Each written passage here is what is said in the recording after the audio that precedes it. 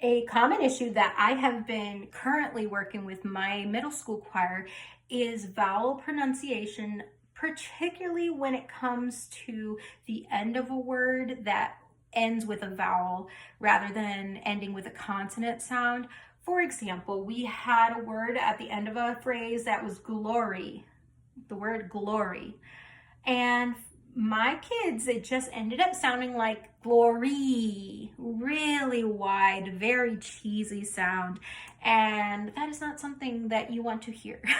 And so a very simple fix was I had them change what vowel they were saying. Like I had them actually write this in.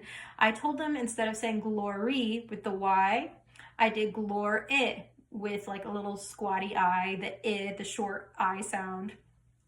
And of course, I had all my kids saying, Miss Sanders, that's very weird, glory. But I said, no, just try it. And I was blown away. The first time they tried it fixed the issue.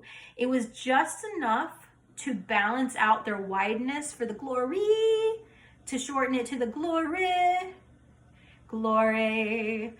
It just was enough to balance it out. So it still sounded like glory, how we would say in just conversation, glory, but it was a way to take that edge off of it.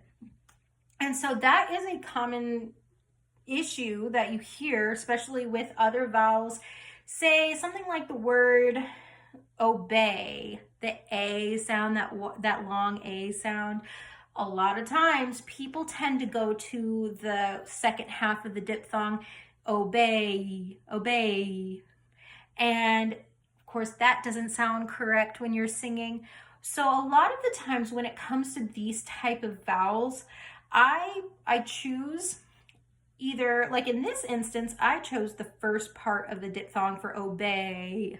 So I would say, chop off the E part, so it's obey, very like the EH, obey. At the very end, put the little I. So these are types of things that I would encourage you to explore with. Look at a word. If it normally would have a diphthong sound, that two sounds, that A, obey, that's a diphthong.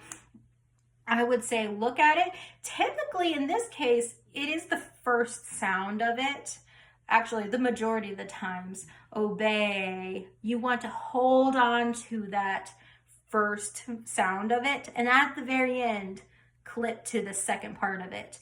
In glory, there's not necessarily two different sounds going on.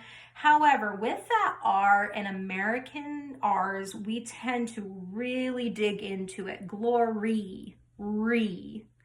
And so with the I sound, it is actually kind of softening that R, glory, glory.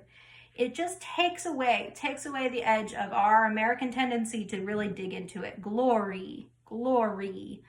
So, and that re digs into that wide E. So by putting the I, it softens that R, or that, glory.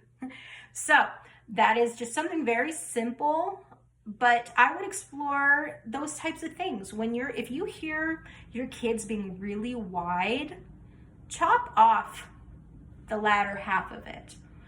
A lot of times that's the issue, is the diphthongs right there, where they're skipping past the first part and getting to the end of it too fast.